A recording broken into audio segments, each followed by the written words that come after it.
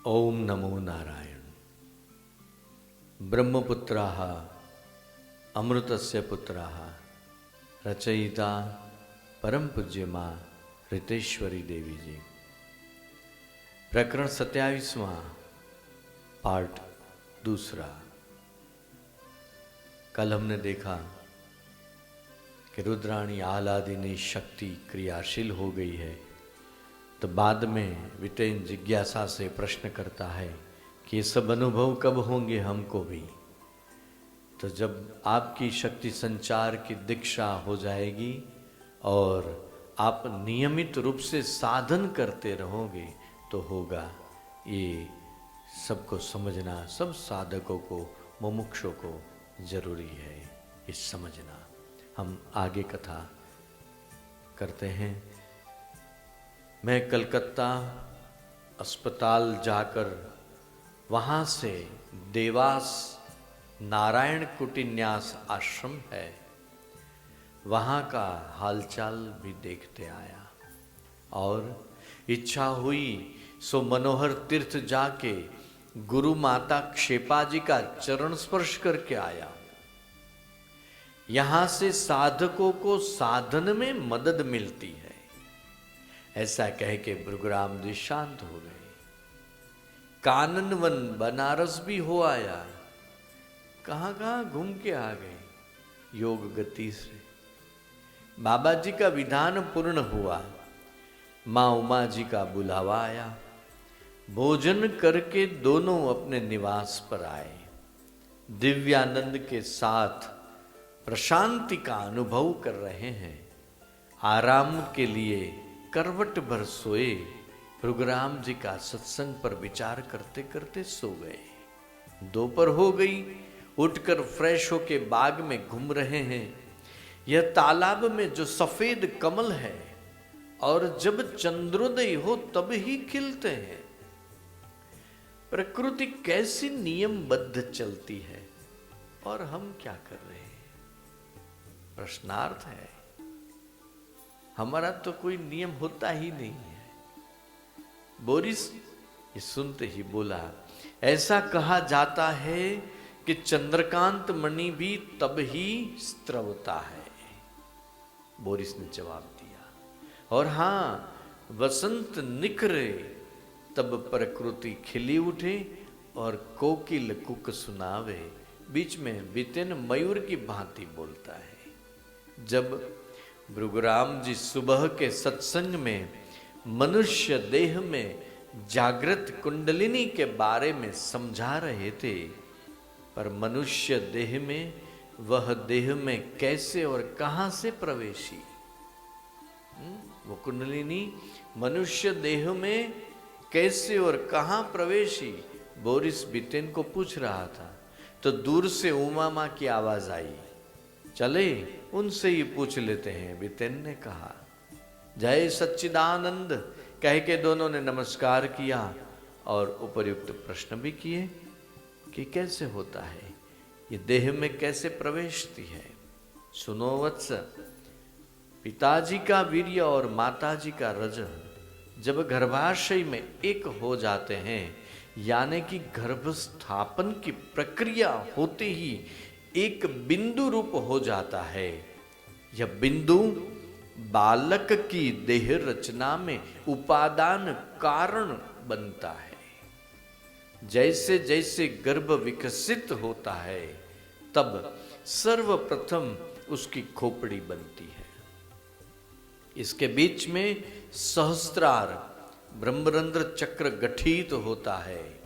धीरे धीरे मुख, आंख, कान, ग्रीवा, हाथ, पैर, धड़, नाभि और नीचे का सब भाग गठित होता है। जो शक्ति उपादान से शरीर रचती है वही तो चित्ती शक्ति है। ये बनाती क्या है, कौन है, ये चित्ती शक्ति है, यानी कि कुंडलिनी शक्ति। यही तो ये सब गठित करती है।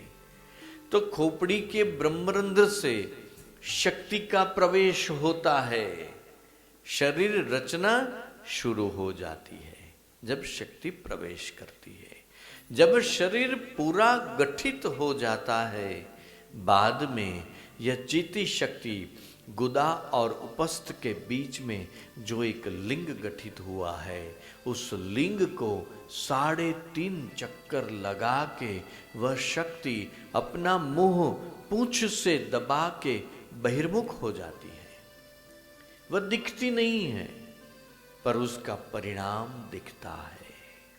हर एक शरीर ऐसे गठित होता है। फिर क्या होता है? बितन ने प्रश्न किया, जिज्ञासा है। यहां से तो जन्म मरण का चक्कर शुरू हो जाता है। जो शक्ति ब्रह्मरंध्र से प्रवेशी है और कार्य करके सो जाती है, मानो कि बहिर्मुख हो जाती है। अंतर्मुख जागृति का अर्थ क्या है? तो फिर बोरिस बोलता है, अगर ये शक्ति ब्रह्मरंध्र में प्रवेश करने के बाद मानो बहिर्मुख हो जाती है, तो अंतर्मुख जागृति का अर्थ क्या है? जब तक, सुनो, जब तक सोई हुई शक्ति अंतर्मुख जागृत नहीं होती और जहां से शरीर में प्रवेशी वहीं से निकलेगी नहीं, तब तक मुक्त नहीं है। तब तक मुक्त नहीं है। जहां से प्रवेशी वहीं से निकलेगी, तब शक्ति खुद मुक्त हो जाती है। माता जी ने बयान पूर्ण किया। तो दरअसल में शक्ति मुक्त होती है तो हम कहां होते हैं? बोरिस ने जिज्ञासा से प्रश्न किया। बात तो सही है। जब माता के गर्भ में, जब माता के गर्भ से बालक पृथ्वी पर आता है, तब उसके शरीर को नाम दिया जाता है। शरीर को नाम दिया जाता है और बड़े होते होते बालक बालिका अपने शरीर को ही मैं मानकर चलते हैं। ये मैं हूं, ये शरीर, चाहे बालक हो चाहे बालिका हो। कैसे ऐसे ही करोड़ों जन्म तक वही मैं अहंकार ही जन्म लेता है और मरता रहता है। माता जी ने समझाया। अच्छा, वेल नॉलेज। कुंडलिनी को क्यों जगाना पड़ता है?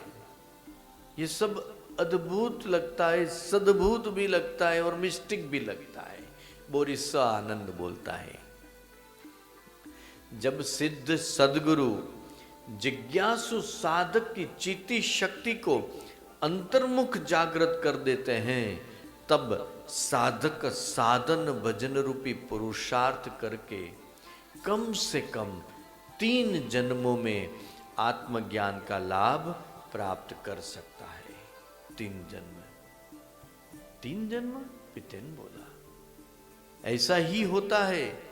साधक की तीव्रता एवं पूर्व जन्म के आध्यात्मिक संस्कार पर यह निर्भर रहता है। ये कितने जन्म लेंगे? साधक की तीव्रता कितनी है? तड़प होनी चाहिए। एवं पूर्व जन्म के आध्यात्मिक संस्कार कैसा है, इसके ऊपर यह निर्भर है। तैयार तथा लायक साधक को तो दीक्षा के समय पर ही लाभ होता रहता है। शुरू हो जाता है लाभ, दीक्षा के समय पर ही लाभ मिलता है। वेल, संस्कार पर ही सारा निर्भर है। बोरिस स्वगत बोला, ये तो संस्कार होना चाहिए। हाँ, जिनकी शक्ति जागृत हो जाती है, उसकी कभी भी अपमृत्यु नहीं होती है। शरीर पात के बाद अगला जन्म मनुष्य का ही मिलता है और अधूरी साधना शुरू होती है। इतना है। माने स्पष्टता की, बाद में शांत हुई। क्या कहते हैं? अपमृत्यु नहीं होती है। जिनकी ये शक्ति जागृत हो जाती है, उस साधक की अपमृत्यु कभी नहीं होती। दूसरी बात, शरीर पात के बाद अगला जन्म मनुष्य का ही मिलेगा। और तीसरी बात, जो साधना अधूरी रह गई है, छूट गई है इस जन्म में, वो अगले जन्म में वो कंटिन्यू रहेगी। हो सकता है, कंडीशन अप्लाई है, साधक कैसा होना चाहिए। तो इच्छा मृत्यु के लिए शक्ति जागृति आवश्यक है। इच्छा मृत्यु के लिए शक्ति जागृति आवश्यक है। प्रश्न करते हैं, हाँ है ही। माता जी बीच में जवाब देती हैं, कोई भी योग मार्ग से साधना में चलो, पर शक्ति अंतर्मुख जागृत होनी ही चाहिए, बहिर्मुख नहीं, अंतर्मुख ही होनी चाहिए। जागृत कुंडलिनी क्या करती है? बोरिस ने सवाल किया। जागृत कुंडलिनी 4 स्वरूप से क्रियान्वित होती है। इसका 4 स्वरूप है, जैसे कि क्रियावती, कलावती, वर्णमयी और वेदमयी। शारीरिक कंपन आदि, हठ योग के आसन, मुद्रा, नृत्य, प्राणायाम आदि में क्रियावती रूप है। 36 तत्वों, पृथ्वी, जल, तेज, वायु, आकाश आदि आदि, तो 36 तत्वों के व्यतिरेक तथा शुद्धि की क्रियाओं में कलावती का स्वरूप है। वर्णात्मिका सरस्वती मंत्रमयी है, वही किया करती है, तब साधक में मंत्र स्वरूप सामने आता है। कवित्व शक्ति डेवलप हो जाती है तथा 6 चक्रों का वेद करती है, तब वेदमयी स्वरूप है। समस्त शाब्दिक जगत को परा, पश्यंती, मध्यमा और वैखरी, इन 4 स्तरों को धारण करती है। अर्थात यह 4 पदावली वाणी को मेधावी ब्राह्मण ही जानते हैं। इनमें से 3 तो निहित है, वह अपने स्थान से नीचे हिलती ही नहीं, और चौथी वाणी वैखरी है, जो मनुष्य बोलते हैं, आम मनुष्य की भाषा है वैखरी वाणी। शरीर रचना कैसी दुर्गम एवं अद्भुत है, यूं कहो कि जटिल मैकेनिज्म है। बोरिस ने उद्गार किया, ये मैकेनिज्म जटिल है। हाँ मित्र, विज्ञानी शरीर का डिसेक्शन कर सकते, पर ये संत लोगों का, ये महापुरुषों का क्या? बीतेन ने जवाब दिया, सरस्वती उनको फलती है जिनकी शक्ति वर्णमय रूप में क्रियावती होती है। ध्यान से सुनना, मां बीच में बोलती है। इसी शक्ति जागने से शास्त्र का गुडार्थ तुरंत ही समझ में आ जाता है। मां मौन होती है। जब साधक परिचयावस्था में प्रवेशता है, तब दिव्य दृष्टि से सब जगत को ब्रह्ममय देखता है, अनुभवता है। यह स्थिति मधुमती भूमिका भी कहलाती है। उसी समय देवांगनाएं साधक से मोहित होकर उसी को पदभ्रष्ट करने की चेष्टा करती है, प्रलोभन आते हैं। ऐसा होता है। दोनों बोल उठे, हाँ। जब साधन करते करते साधक में ऋतम भरा प्रज्ञा उत्पन्न होती है, तब यह मधुमती भूमिका प्रकट हो जाती है। ये मधुमती है। यहां साधक को बहुत जागृत रहना पड़ता है, कहीं भ्रष्ट न हो जाए, कहीं चलित न हो जाए। जागृत रहना पड़ता है, सावध रहना होता है, वरना विषय भोगों की आंधी साधक की ऋतंबरा प्रज्ञा को बुझा देती है। ऋतंबरा प्रज्ञा को बुझा देती है। यूं ही कहो कि पतन होने की पूरी संभावनाएं हो जाती है। साधक का पतन हो जाता है। अगर पतन हो जाए तो क्या होगा? बोरिस ने प्रश्न किया। उसके मन में अमृता कृष्णमूर्ति सिंगर याद आ गई। मुझे भी हुआ था कुछ ऐसा। स्वगत ही बोलता है, मां की बात तो 16 आने सच है, मेरी तो कोई ऋतुंबरा की स्थिति नहीं थी, पर पर मन कैसा है।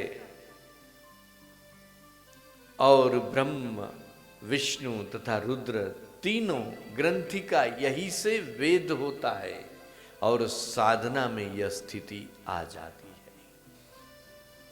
तब साधक बिल्कुल सात्विक हो जाता है, बिल्कुल सात्विक हो जाता है, यह स्थिति आ जाती है। और उसकी पवित्र दृष्टि हो जाने से जगत की प्रत्येक स्त्री की ओर मातृभाव से ही देखेगा और व्यवहार करेगा, क्योंकि उसकी काम शक्ति दिव्यामृत में परिवर्तित हो जाती है। जगदम्बा की गोद में बालकवत खेलता है, आनंद करता है। माता जी, आपने जो बताया वही रहस्य ठीक समझ में आ सके ऐसे बताएं। अर्थ सबर दृष्टि से दोनों ने प्रश्न किया कि अभी थोड़ा बहुत समझ में आया है तो सुनिए ध्यान से। सब जानते हैं कि सूर्य समग्र जगत का प्राण है, चंद्र जगत का मन है, और दोनों का संबंध देह के साथ है। सूर्य का भी चंद्र का भी। सूर्य प्राण, चंद्र मन, दोनों का संबंध देह के साथ है। जैसे अनाहत चक्र के 12 दल होते हैं, 12 आदित्यों से और विशुद्ध चक्र से 16 दल चंद्रमा की 16 कला से उपनीत किए गए हैं। कनेक्शन देखना। इसी ही प्रकार मणिपुर चक्र से 10 दल अग्नि की 10 कलाओं से उपमित किए जाते हैं। ईडा और पिंगला और सुषुम्ना नाड़ी का भी स्वरूप बताया गया है। ईडा को चंद्र नाड़ी, पिंगला को सूर्य नाड़ी कहते हैं, और सुषुम्ना को मध्य नाड़ी अथवा तो अग्नि स्वरूप ब्रह्म नाड़ी भी कहते हैं। सुषुम्ना नाड़ी रीढ़ की हड्डी में है, करोड़रज्जु में। ईडा और पिंगला, सुषुम्ना क्रमशः वाम और दाहिनी बाजू में है। हृदय प्राण का और आज्ञा चक्र मन रूपी चंद्रमा का स्थान है। जो योगी सूर्य को उन्मुख करके, यानी के प्राण चित्ती शक्ति को उन्मुख करके सुषुम्ना के विवर में से ऊपर प्रति प्रसव में चढ़ाते हैं, उसको सोम यानी कि अमृत पान का अनुभव होता है और दिव्य रस का भी आस्वाद लेता है। उसी समय साधक की कामाग्नि शांत हो जाती है। यहां से ही ब्रह्म समाधि लाभ के लिए योगी, ज्ञानी या भक्त अग्रसर होते हैं। यहां से ही सही ब्रह्मचर्य, ब्रह्म की प्रतिचर्या शुरू हो जाती है। ब्रह्मचर्य यानी ब्रह्म के प्रतिचर्या, ब्रह्मचर्य। और अंतिम उपलब्धि इच्छा मृत्यु की होती है। और यहां साधकों को हर हमेश चिति कला बिजली की तरह चमकती हुई दृष्टि गोचर होती है। वह सूर्य, सोम और अग्नि तीनों के तेज से युक्त होती है। यहाँ मायामल बिल्कुल शुद्ध हो जाता है। यहाँ परम आनंद है। और इसके बाद ही आत्मज्ञान की भूमिका नीचे रह जाती है। आज मेरी समझ में आया कि सही ब्रह्मचर्य क्या है। बोरिस सच्ची समझ से बोलता है, मित्र यह कितना साइंटिफिक है। बितेन ने कहा, मां सुषुम्ना का स्वरूप कैसा होता है? बितेन ने प्रश्न किया, सुषुम्ना का स्वरूप कैसा होता है? सुनो, स्थूल देह सप्त धातु की बनी हुई है, यह तो तुम्हें मालूम है। देह में सुषुम्ना नाड़ी के द्वारा ही संपूर्ण देह का मस्तिष्क से संबंध जुड़ा हुआ है। सुषुम्ना नाड़ी मेरुदंड के भीतर सुरक्षित है, जिसकी आकृति जैसे किसी पदार्थ के ऐसे पुर्जों के एक दूसरे पर रखकर और दोनों ओर के बड़े छेदों में दोनों ओर बारीक तारों के गुच्छों को पिरोकर सब पुर्जों को ग्रथित कर लिया जाए तो वह सर्पाकार स्पाइरल रूपे सुषुम्ना का ढांचा दिखने लगेगा। और सुषुम्ना के तारों के स्थान पर जो स्नायु है, जो मस्तिष्क से देह में फैले हुए हैं, वे समग्र नाड़ी जाल से संबंधित है। बीच के छिद्र से बनी नलिका में एक द्रव पदार्थ भरा रहता है। तुम तो डॉक्टर हो, सो यह जानते ही होंगे। हकार में दोनों सर झुकाते हैं, जिसको चंद्रमंडल से निकलने वाला अमृत कहते हैं। मानो यहां सुषुम्ना चंद्रामृत पान करके पुष्ट हो जाती है। यही सुषुम्ना नाड़ी के भीतर ही गुदा, उपस्थ, नाभि, वक्ष, ग्रीवा से संबंधित 5 चक्र है, जिनसे विभिन्न अंगों की नाड़ियों से सुषुम्ना का ग्रंथन है। उसके दोनों ओर के स्नायु भ्रूमध्य प्रदेश से यानी कि आज्ञा चक्र से एक बिंदु पर मिलकर दक्षिण भाग से वाम भाग प्रति, वाम भाग से दक्षिण भाग प्रति होकर सहस्त्रार में चढ़ जाते हैं। इस भ्रूमध्य को ही आज्ञा चक्र कहते हैं क्या? वितेन बोलता है। यूं मैं समझाऊं कि जहां से शक्ति शरीर में प्रवेशी, वहीं से प्रतिप्रसव से विलीन हो जाती है, बोरिस बोलता है। 100% चौकस तुम अच्छी तरह समझ रहे हो, माताजी बोली। ग्रीवा में विशुद्ध चक्र है, वक्ष का अनाहत है हृदय चक्र, नाभि प्रदेश में मणिपुर है, उपस्थ में स्वाधिष्ठान और गुदा प्रदेश को मूलाधार चक्र कहते हैं। चक्र मीन्स चक्राकार होते हैं, बोरिस ने प्रश्न किया।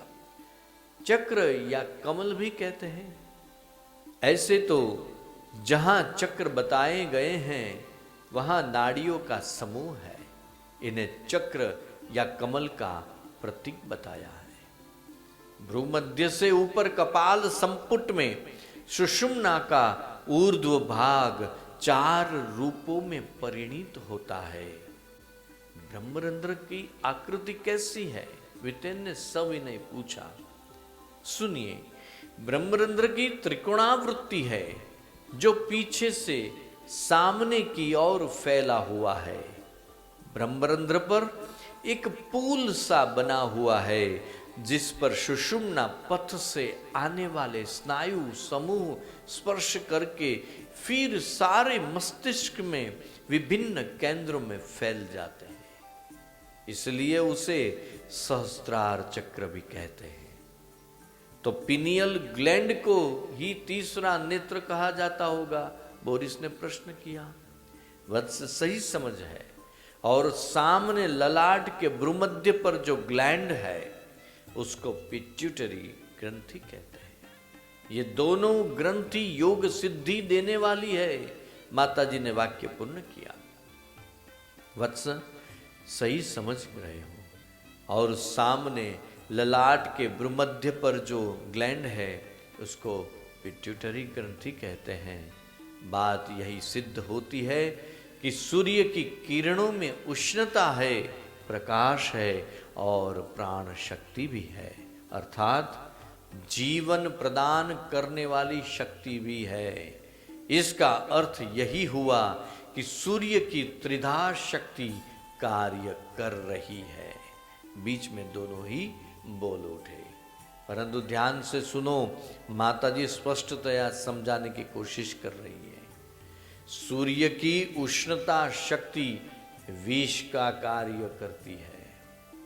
परंतु विष भी जैसे अल्प मात्रा में अमृत का कार्य करता है, इसीलिए ये उष्णता एक परिमित तापमान की अवधि तक जीवन रक्षा में सहायक है और अवधि के बाहर मारक सिद्ध होती है।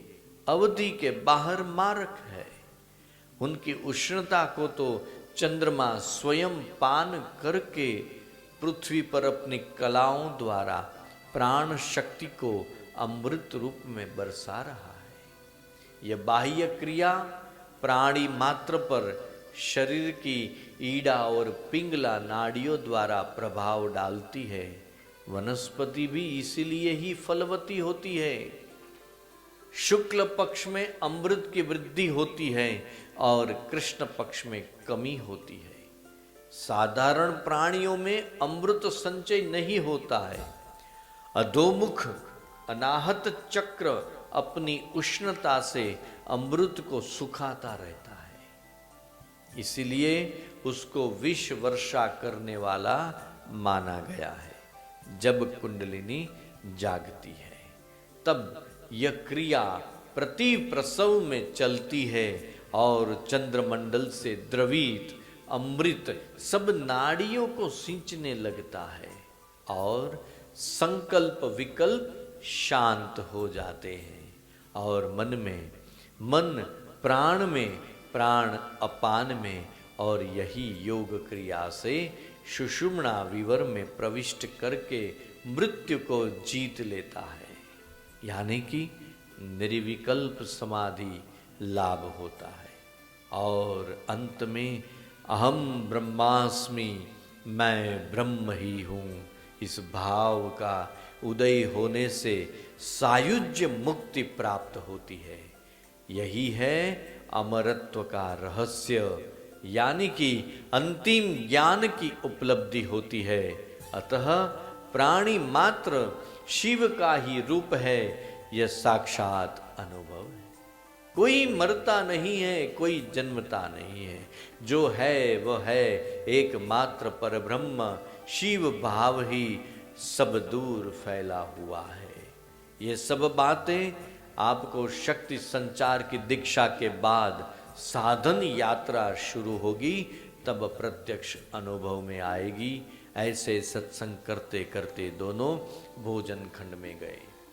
भोजन आदि से निवृत्त होकर माताजी अपने कमरे में गई, दोनों अपने स्थान पर गए। शरीर की आश्चर्यजनक बातें सुनकर और दीक्षा शीघ्र प्राप्त हो, इसी के लिए अतीव उत्कंठा से बात करने लगे। बोरिस, कितनी गहन एवं अद्भुत रहस्यमय योग सिद्धि है। सिद्ध योगी के बिना यह समझना आसान नहीं है, ठीक है ना? हाँ बिटेन, जन्म मरण का चक्कर काटना, शिवत्व की प्राप्ति, ये सिद्ध ज्ञानी योगी के बिना बताने में या प्रैक्टिकल कराने में कौन समर्थ होगा? बीच में बोरिस बोला, ये सब सम्यकतया समझने से मेरे मन से बड़ी बहन के मृत्यु के आघात के संस्कार निःशेष हो गए हैं। या सही बात है, मेरी जैसी को मिस किया करता था, उसी से मैं भी धीरे धीरे बाहर निकल रहा हूं। परंतु नैन्सी, हाँ नैन्सी को यह सम्यक समझ थोड़ी है, बोरिस बोला। पर मित्र बोरिस, हम उसको ये सब समझाने की कोशिश करेंगे तथा हमें जो कृपा मिलेगी इसका लाभ उन दोनों को भी जरूर मिलेगा। बिटेन बोले जा रहा था। हाँ, सुखी और डिवाइन लाइफ जीने की भी चाबी मिल गई है। मध्य में बोरिस ने कह दिया, सत्य ज्ञान समझने से जीवन में निश्चय ही परिवर्तन आता है। यह टर्निंग पॉइंट है। अत्रे यह परमहंसों की सन्निधि में यह निर्विवादित ज्ञात हो गया। बितेन ने ज्ञानी साधक की अदा से कहा, चहुं और नीरव शांति, सुगंधी वातावरण, मन की अलौकिक आनंदमय स्थिति, मन की निरवता और प्रातः काल मिलने वाली गुरु कृपा और इसी के आनंद का मन में रसास्वाद ले रहे थे, बस करवट भर सोते ही निद्राधीन हो गए। और यहाँ ये प्रकरण 27वां समाप्त करते हैं, पाठ दूसरा भी पूर्ण करते हैं। ये कथा यहाँ विराम लेती है, कल प्रकरण आगे लेंगे। तब तक लिए कथा विराम करते हैं। ओम नमो नारायण।